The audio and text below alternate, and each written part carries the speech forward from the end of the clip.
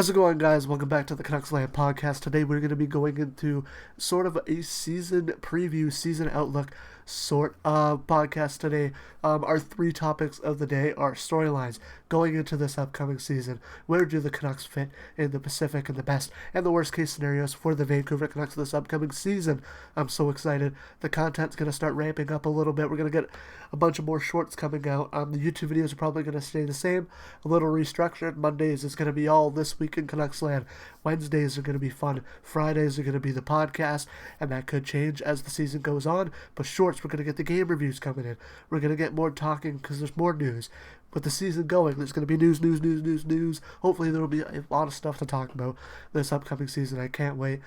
Make sure to hit that follow button or subscribe button if you're on YouTube or if you're listening, so that you can stay up to date with all the Canucks stuff and so you can support the channel if you guys enjoy what I do.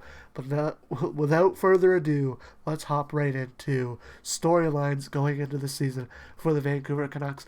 And there are a bunch of storylines with the Vancouver Canucks this upcoming season, and they all vary on whether they're good, they're bad, or whether they're just financial related or on the ice related. There's also some storylines for the team. I'm going to be getting into some player ones here, then I'll get into some team ones, probably best, worst case scenarios, I'll get into those because you could probably fit them in a little better in that category. But storylines going into this season is going to be mainly a player one. And we'll hop into the first one here with Elias Pettersson. These first two I've already made videos on. Don't give up on them. The first one is Pettersson. He really struggled last season. He did really good when JT Miller wasn't there, but he did really bad at points. He had really rough stretches. He did struggle. I do see a comeback. I think a lot of Canucks fans see a comeback. I know there's some fans that are just like, you know what, no, it's all gone. He's wasted talent, whatever. I don't think so. He's different. He's married now. I don't know if that's going to be a thing. Like, maybe it unlocks a new bit of Pettersson going into this upcoming season. But yeah, I think he turns it around. He is a storyline to watch. Does he struggle? Does he succeed? I do think he gets above 82 points again. I do think the margin for a better season would be about 75 points. A lot of people are saying 70. I'd up it to 75, get closer to point per game. But point per game is the one where we want Pettersson to reach point per game. We want him to be there. We don't want him to be below point per game, especially we're paying him $11.6 million. He needs to be that player. But also, we shouldn't give up on him we shouldn't give up on him this early. One bad year, let him, show us what he can do. He's done it before. He can do it again. That's what I like to say. I think Elias Pettersson has a bounce-back season. I don't know if you guys think the same. Hopefully he does. If he does, it projects us into a top team in the Pacific. Thatcher Demko, yet again another person who struggled last season.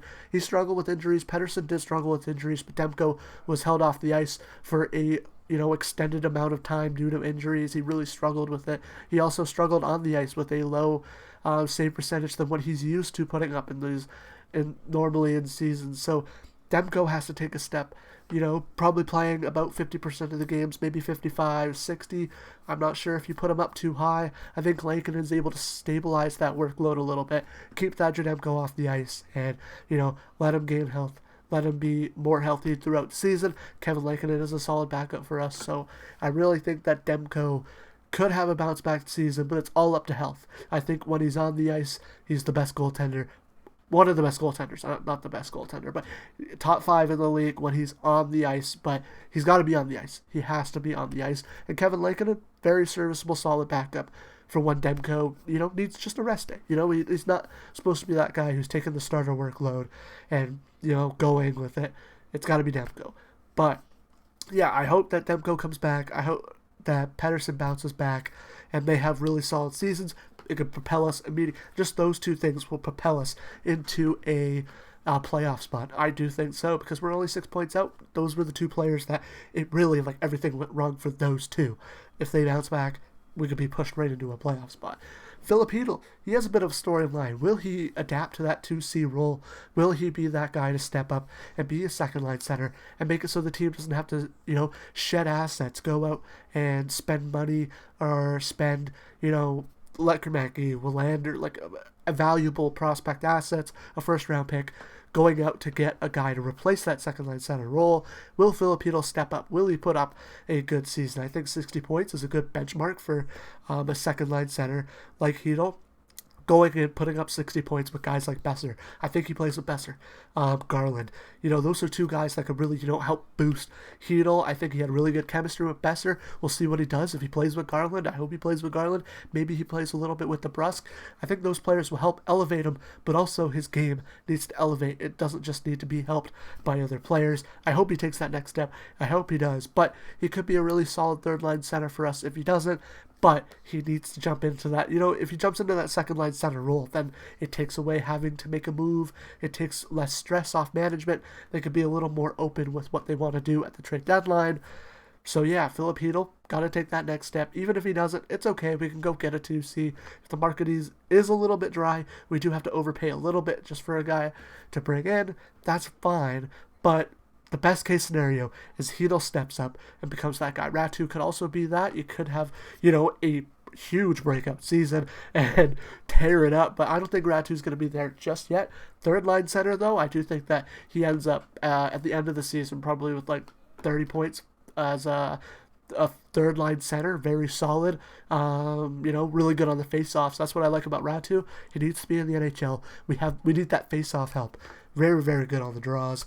But yeah, another big storyline. He's in the top 6 as well. I did not mention him. Evander Kane.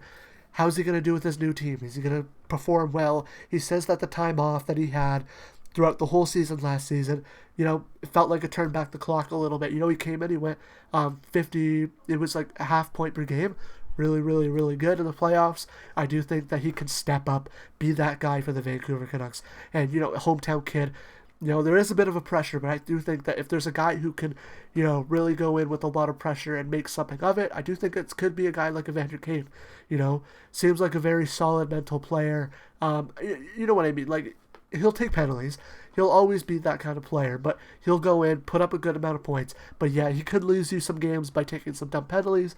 Hopefully, he, lets it off a little bit, doesn't take as many penalties, but I do think the Canucks, we did lose Suter, so the penalty kill probably is down a little bit than it was last season. But, maybe we find some guys who can help fix some holes, Maybe we get a guy on a PTO who could just help on the penalty kill. I don't think we need anyone on a PTO, but maybe someone from Abbotsford steps up and really helps on the penalty kill. Losing Joshua was a big one as well. But Evander Kane feels like the Joshua replacement, but I'm not sure if Kane is a penalty kill kind of guy. But hopefully we get those penalty kill guys coming in. Speaking of penalty kill guys, Kiefer Sherwood, that's a guy you could put out there consistently. He's going to throw hits. He's going to get the puck. He's going to win battles. And he's going to score some goals. Kiefer Sherwood, the storyline for him is not really on the ice. I mean, you could say maybe he takes a step back and it helps, but it's going to help the situation, the storyline that I think, do the Canucks extend Kiefer Sherwood this season, and do they pay too much of a price? Does it end up becoming like a Dakota Joshua contract? Will we have to move on to it in a couple of years? I don't think they should pay him too much. $3 million is about fine. I do think that for the production that he brought up last season, $3 million is kind of a benchmark for the contract that he could get, but also, he could, exceed expectations this year, maybe get 45 points. Boom, all of a sudden you're looking at maybe like $3-4 million for a guy who's throwing a bunch of hits, getting a bunch of points. Maybe he just loves it in Vancouver and it really clicked, and that's why, he's playing as good as he's playing. I expect about $3.5 million. I think he takes a little bit of a step back point production wise. I do think he leads the league in hits yet again. I don't think he breaks the record though. I think Kiefer Sherwood's going to have a great year. Hopefully he gets extended. I mean, the jersey's on the door. I like the guy already. He reminds me of this player right here, Alex Burrows. Kiefer Sherwood, great player. Excited to see what he does this season. Hopefully we can extend him and he stays a Canuck for a long time. But yeah, that is it for the storylines that I have up here. Now we're going to go into where the Canucks fit in the Pacific. Now, this one's a little hard, but also a little easy at the same time, because you can look at a little bit of the past. We went from first, and then we went down, I think it was to fifth. So, yeah, 1, 2, 3, 4, 3. So, we went from first to fifth in one season. So, we have a great little margin there that we could be for either in the top 5 at least, but either at the bottom of the top 5 or at the top of the top 5. I think we fit closer in the middle. I think maybe one up into a 4. If LA takes a step back this season, I see the Vancouver Canucks maybe making a bounce up and going into that 3rd spot. If everything goes right, like it did 2 seasons ago, we could definitely be number 1 yet again, and I could see it happening. But, everything has to go right. We have to go 14-0 to start the year, lose 5 games, and then just go on another tear where we win 20 and then lose I don't know, 7, and then we're way up there. It's gonna take a lot to be there, but I think the 3 spot is a nice little spot for the Vancouver Canucks in this division, to where, yes, I can see a team like the Edmonton Oilers and the LA Kings making an regression. I think it's most likely the LA Kings. I could see the Oilers making a regression. Maybe some things go wrong like it did 2 years ago. A lot of things went wrong for Edmonton in the regular season. Not the playoffs, though. Everything went right for them in the playoffs.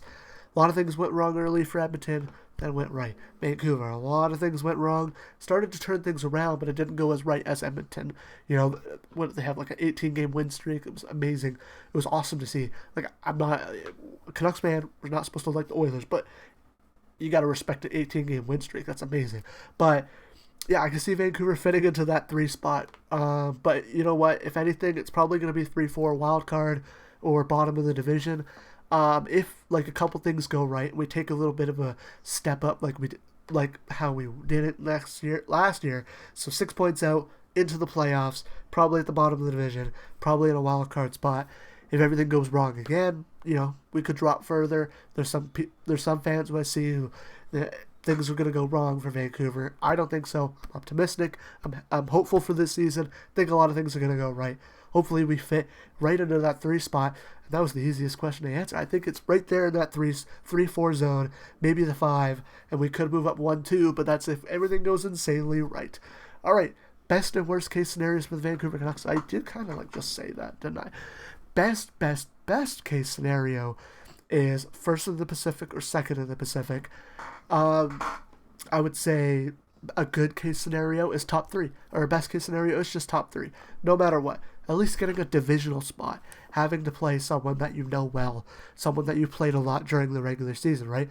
We play the teams in our division a lot, so we get to scout them. We get to play against them a lot, and I know playoff hockey is a different beast, but when you know how those teams play, it gets a little easier. You can manage your games a little bit better when you're playing those teams. So getting into a divisional spot, not having to play someone in the Central who you didn't play too much, could be a better benefactor for the Vancouver Canucks going into the playoffs if they make it.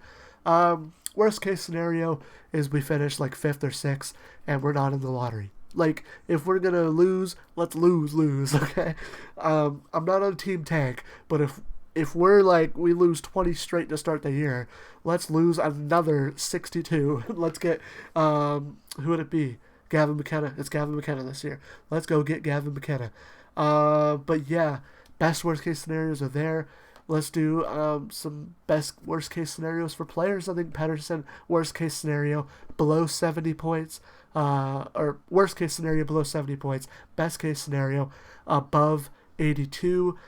Good case, okay case scenario is between the 70 and 82 point range. It's okay, Pettersson he stepped up, did better, but it's still okay. 82 and above, great, awesome. Best case scenario, below 70.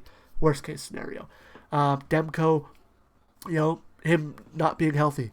Worst case scenario, him being healthy. Best case scenario, because when he's healthy, he's good, and when he's not healthy but he's on the ice, he's still good. Just doesn't it seem like the Canucks don't really play that great in front of Demko sometimes? It seems like they just are Demko's in net, he's got this. We had to score goals. We had to defend. We had to do that. Sometimes it does feel like that with Demko, but if the team plays like Kevin Lankinen's in front of them and Demko's behind them, this could be a dangerous team. Defense looks great, that's what I think. Hedl, best case scenario, getting those 60 points, being that number 2 center, stepping up, just being the guy to step up. Instead of being you know what, I'll come in, I'll play my role. No, step up, be better than what your role is. Ratu, getting 30 points, being a consistent point getter and progressing in his development. Evander Kane coming in, playing good with his new team, hopefully activating Pettersson a little bit more, playing great with Pettersson, and getting I think 50 points is a best case scenario. I think okay scenario, about 45, 40. Worst case scenario, he puts up less than 30 or less, and it's just like, whoa, why did we get this guy? $5.125 million for 30 points. I don't think he's going to put up 30 points. I think he puts up more. Kiefer Sherwood, we don't extend him, we lose him in the offseason. But yeah, that is about it for this one, guys. I'm excited for this upcoming season. I can't wait for training camp to start. Next week, I don't know what I'm going to do next week, but the week after I know it's going to be a training camp preview. Maybe I get a guest on next week. That could be a possibility. Maybe I do get a guest on, or maybe I come up with a topic and we have some fun. Maybe I do a fun topic, a little fun podcast before we get into the serious business of the season starting. But yeah, that is it for this one. The video on your right is the video from Monday. The video on your left is the video from Friday. Subscribe is right down under there. Thank you for either watching or listening. I'll see you guys on the next one. Bye.